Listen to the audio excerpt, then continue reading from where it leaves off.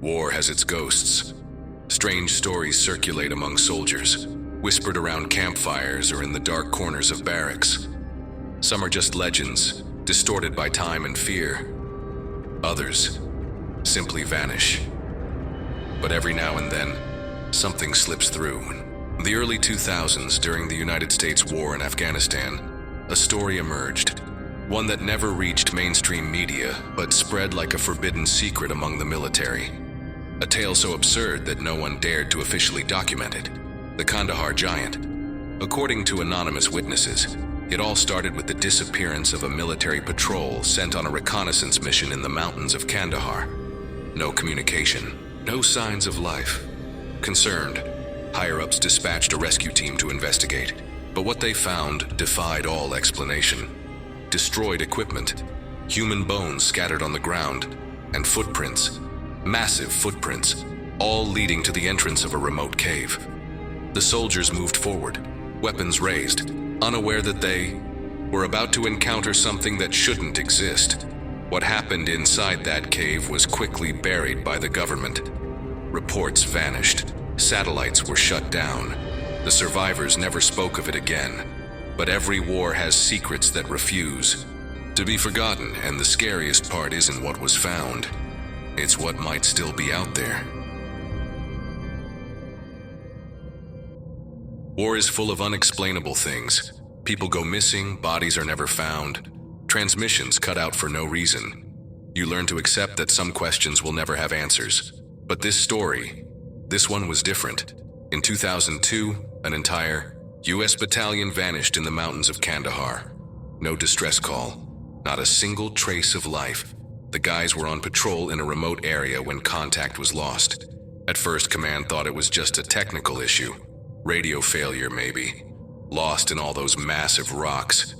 But as hours passed, then an entire day, nothing.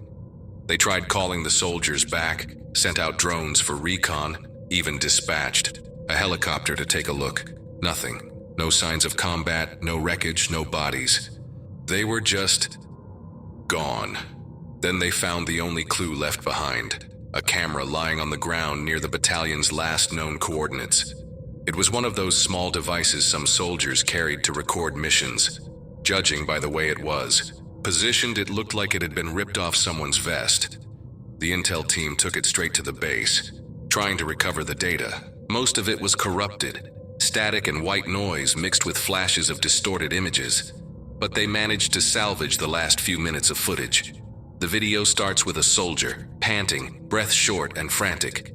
He's running, glancing, back every few seconds.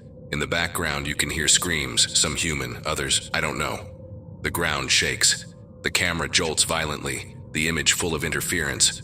For a split second, a massive blur appears on the screen. You can see glowing eyes in the darkness, a monstrous silhouette, something huge. The screams grow louder, gunfire erupts, but it's useless. The soldiers are screaming in terror, not in combat. The camera drops to the ground, pointing upward. A massive shadow blocks what little light is left from the cave entrance, and then was static. End of recording. Military intelligence wasted no time. That footage never existed. The battalion's disappearance was classified as a confidential operation, with no mention of the video.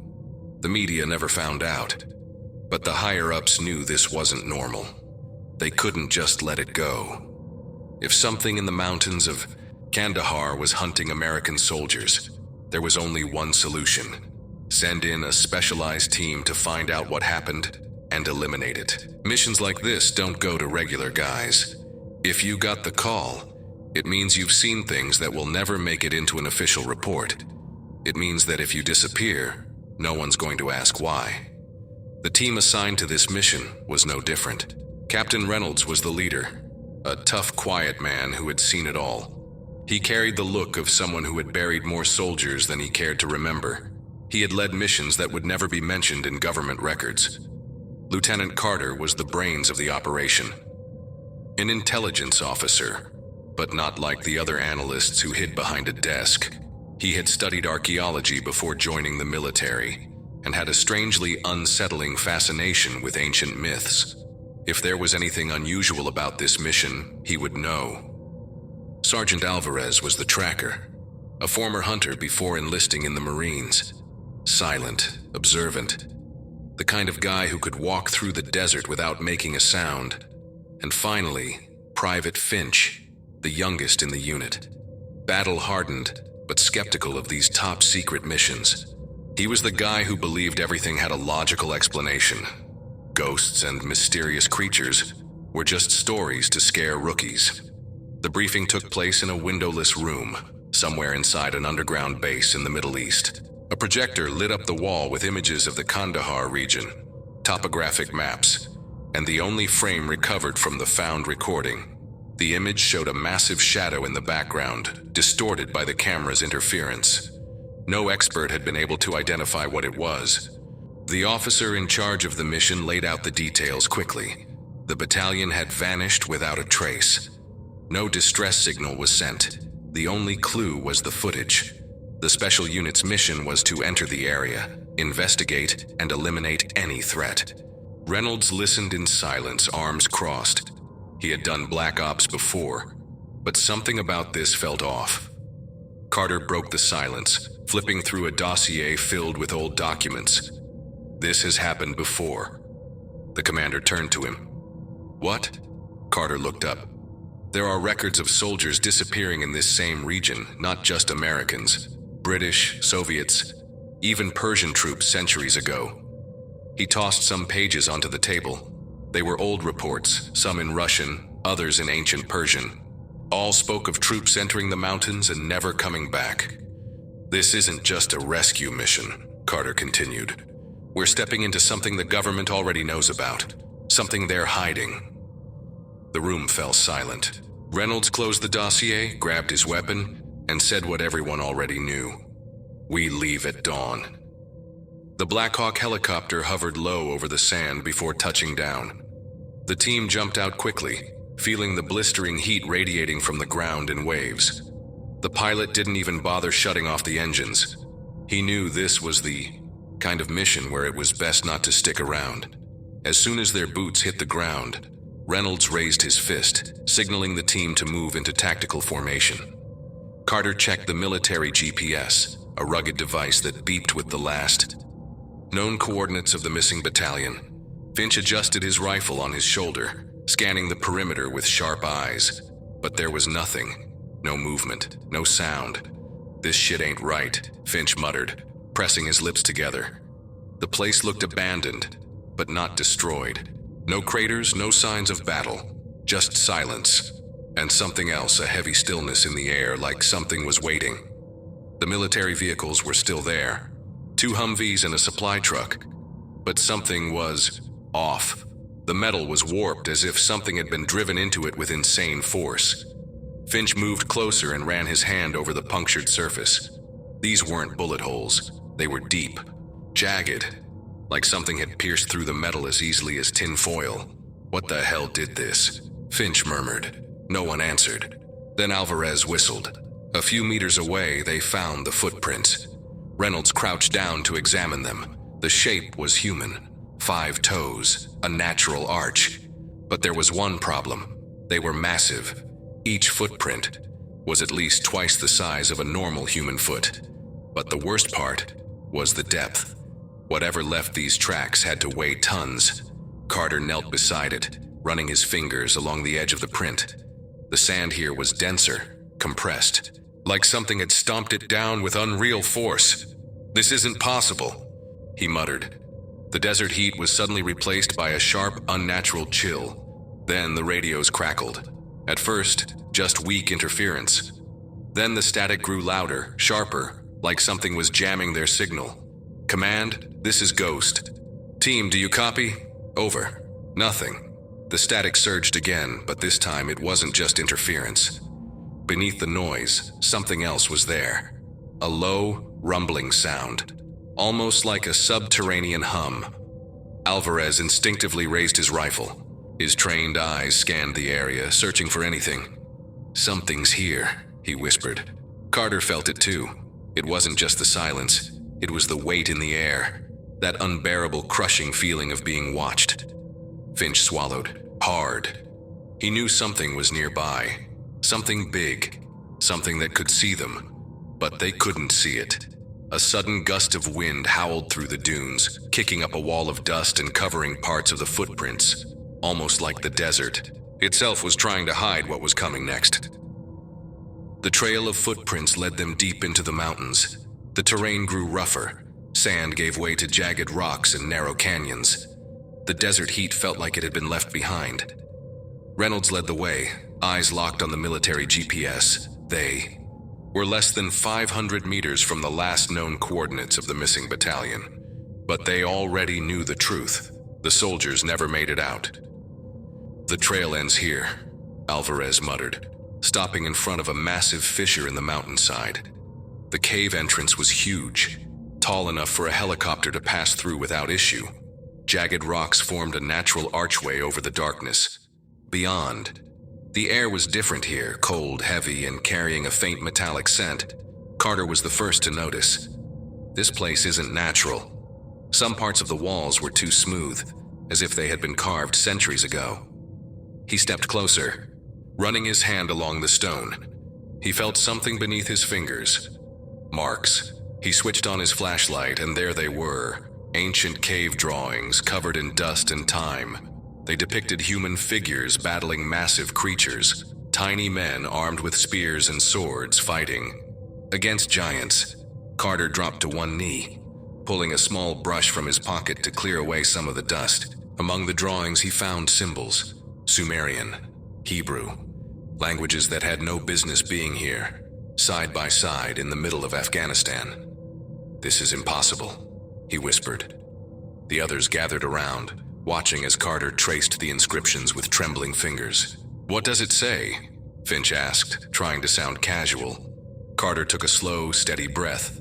Some of the words were too faded to read, but what he could decipher was enough to send a chill through his bones. The sleepers were warriors, imprisoned, so they would never return. Alvarez glanced between the carvings and Carter. Imprisoned by who? Carter didn't answer. He had seen something like this before. Stories of the Nephilim, the giants from the Bible. Monstrous beings wiped out or sealed away by God. But these inscriptions didn't mention gods. They spoke of men. Humans who had locked these things away with their own hands, which meant they could be set free. And then the ground trembled. It was subtle but real. Tiny fragments of rock crumbled from the cave ceiling. The radios crackled again. But this time it wasn't static. It was a sound. Low, guttural, like something breathing in the depths. Alvarez raised his rifle. Finch swallowed hard. A chill crawled up every spine in the room. Then, from deep within the cave, a roar echoed through the darkness. Deep. Ancient. Something inside was waking up. The roar shattered the cave's silence like muffled thunder. A deep guttural sound that seemed to rise from the very bowels of the earth.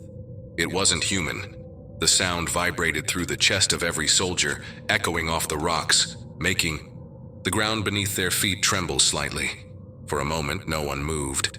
Fingers tightened on triggers, but no shots were fired. Then came the footsteps, slow, measured, each one closer than the last. The silence in the cave no longer felt natural. It was as if something had sucked all the ambient noise out of the air, leaving behind only that deep rumble, paired with heavy, wet breathing. Reynolds raised his fist, ordering absolute silence. Finch swallowed hard. Fear was hardwired into instinct. His body wanted to run, but his mind knew there was nowhere to go. And then, they saw the eyes, two glowing red spheres in the darkness. They didn't blink. They didn't waver. Carter's flashlight trembled in his grip. He raised it just enough to illuminate part of the creature. The silhouette was massive, monstrous, wrong. And then, it stepped forward. The first detail that stood out was the skin. Reddish, thick, scarred like cracked stone. Its muscles were twisted and grotesque, broad, overgrown, built for war. The face was brutal, primal. A wild, fiery red beard spilled down its chest. Its teeth, yellowed, jagged, peeked from between its half-open lips. But the worst part wasn't the face. The fingers. 6 on each hand. 6 on each foot. A violent shiver ran through Carter's spine. Something ancient. Something buried deep. In human history. He had read about this before, giants with 6 fingers, the Nephilim. But this wasn't a myth. It was real. Standing right in front of them. Watching them, the giant gripped a grotesque spear, nearly the size of a telephone pole. Crafted from some dark, corroded metal, its tip stained with dried blood. It stood still, studying the soldiers. Taking deep breaths, as if smelling their fear. For a moment, nothing happened. It was the longest moment of Finch's life. And then, it charged. Fast. Too fast for something that size. Each step shook the cave. Rocks crumbled from the ceiling. The air itself became a wall of pressure, shoving. The soldiers backward, the spear lifted. "Contact!" Reynolds shouted, and then all hell broke loose. The sound of gunfire exploded inside the cave, thundering between the rocks. The air filled with the stench of gunpowder and sweat. N4s spitting fire, heavy machine guns vomiting steel, grenade launchers turning the darkness into flames. But he didn't fall. The creature growled, a low, furious sound as the bullets tore into its reddish flesh. The impacts made its muscles tremble, but they didn't stop him. No living thing should be able to withstand this. But he did. One step, then another. Gunfire continued, sparks flashing as bullets ricocheted off the rocks. But the giant just kept coming. And then, he struck. Fast. Too fast for something that size. His spear came as a blur. Reynolds had a fraction of a second to dive aside. The impact hit solid stone, shattering it like glass. Sharp fragments exploded in every direction, tearing into Finch and Carter's skin. "Keep firing," Reynolds roared, locking onto the target. Alvarez held his ground. He had faced bigger, better-armed enemies before, but never something like this. He adjusted the grenade launcher, feeling the cold weight of the trigger against his finger. The explosion struck the creature's shoulder. Flesh tore open, revealing twisted, deformed bone. But the monster still didn't fall, because this wasn't just a beast. It was studying them. Carter saw it first. The giant was adapting, adjusting, learning. He wasn't just attacking. He was fighting with strategy, like he had done this before. This wasn't a wild animal. This was a warrior, and he was enjoying it. The monster let out a roar that rattled the bones of every soldier in the cave. A shockwave of fear coursed through them. They weren't just fighting, they were being hunted. "Aim for the knees!" Carter shouted, his terror masked by adrenaline. Reynolds understood immediately. The monster was powerful, but it still obeyed the laws of weight. Its knees bent like a human's. And every soldier knows what happens when an enemy can't stand. Fire! The bullets hammered into the giant's knees. Finch emptied an entire magazine into its right leg. Alvarez launched another grenade straight into the left knee. The monster roared in pain. Its body trembled. It staggered. It tried to take another step, but its leg didn't respond. The giant leaned onto his spear, his glowing eyes burning with fury and disbelief. But there was no more time. They had won the first round and trained. Soldiers know exactly what to do when an enemy is vulnerable. The monster staggered, but it didn't fall. Even with its crippled legs, it refused to go down. Its massive chest heaved with heavy, wet breaths. Thick, dark blood dripped from its wounds, splattering onto the stone. But its eyes, they were still fighting. "Don't stop," Reynolds roared. "Keep firing." Machine guns spat fire, grenades detonated around the creature, shrapnel tearing into its thick skin. The cave walls shook under the relentless assault. Dust rose, choking the air, thick with gunpowder and blood. But the giant endured. It leaned on its spear, using the shaft to balance itself. Then, in a shockingly fast motion, it swung the weapon through the air. The spear missed Reynolds' head by inches. The force of the swing felt like an explosion.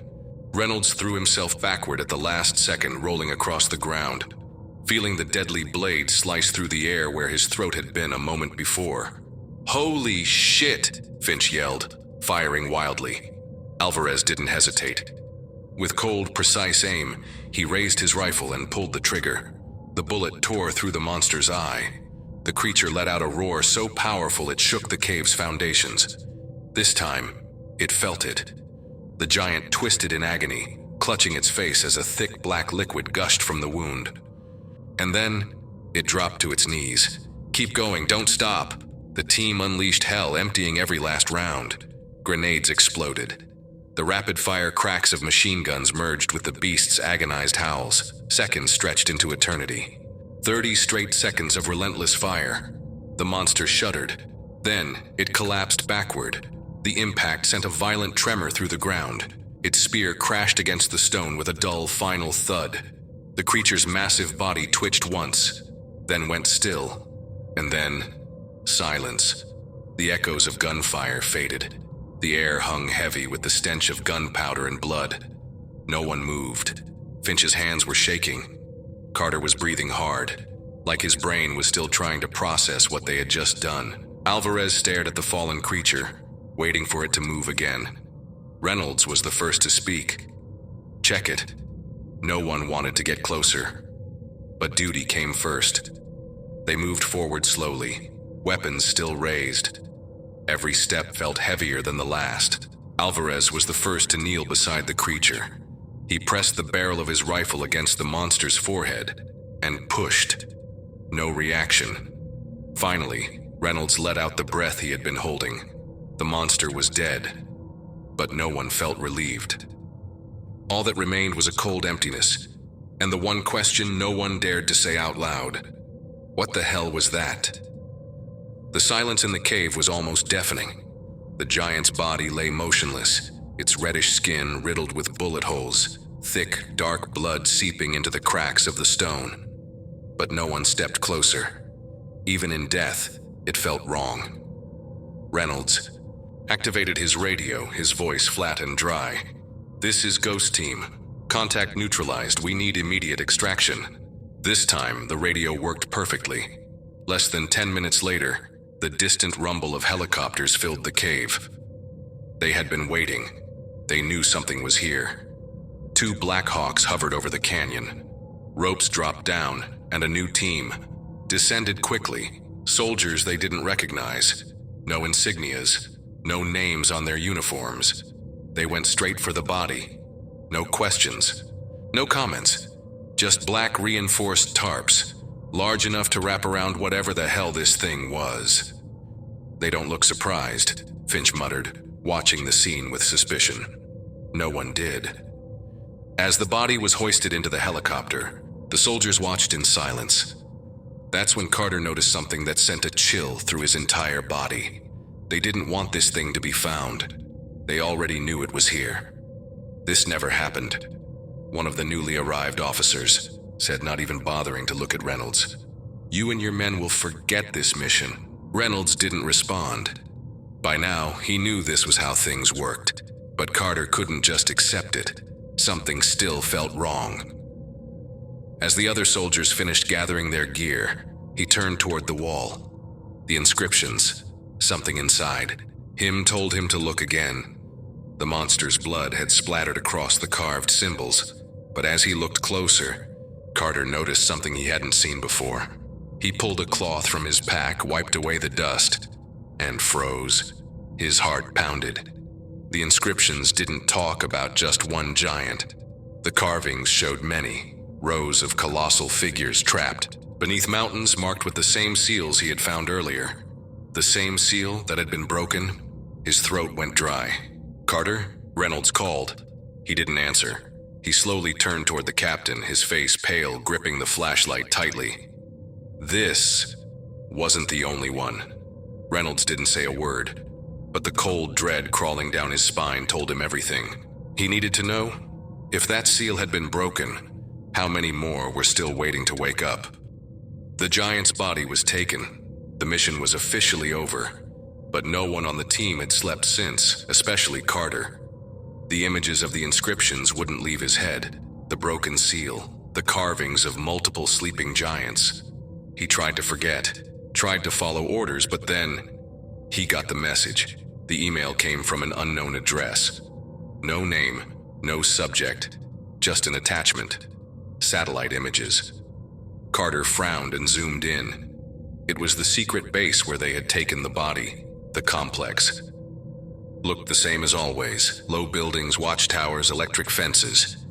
But something was wrong. In the first images, there was a dark mark in the main yard, a massive container the size of a truck, where the giant's body was supposed to be. But in the latest images, the container was empty.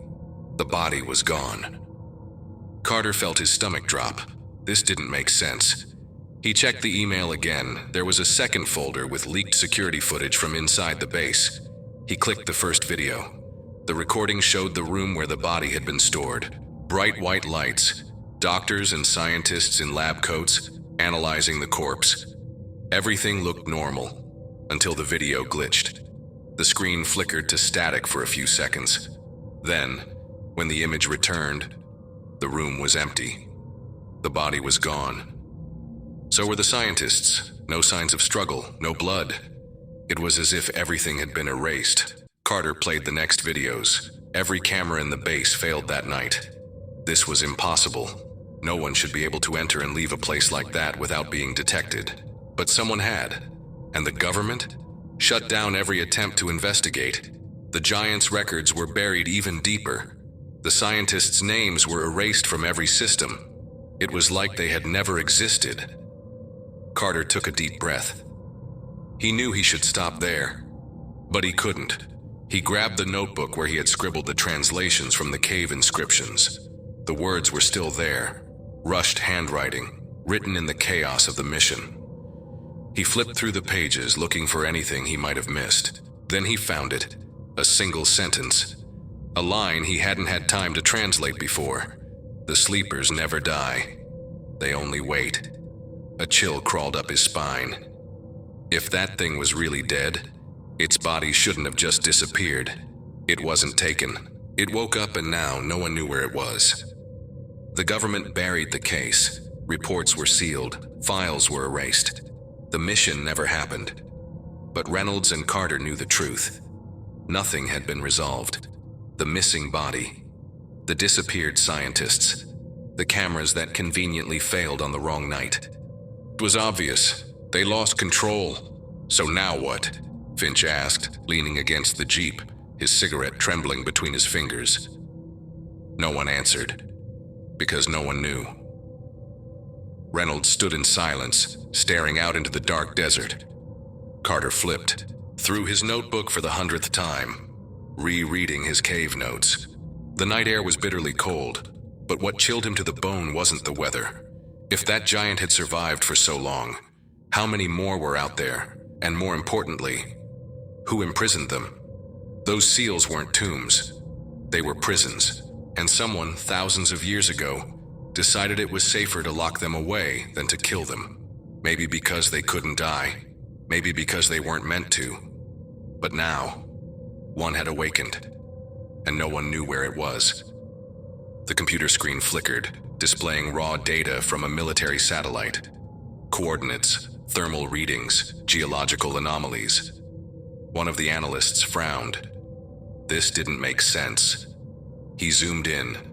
Underground caves, in Turkey, in Siberia, in Alaska, South America, and all with the exact same thermal pattern as Kandahar. My God, he whispered. The phone rang. On the other end, a calm, cold voice asked, "Has it happened?" The analyst swallowed hard. "Sir, I think we're too late." The computer screen flashed again. More caves, more broken seals. The horror of Kandahar was only the beginning.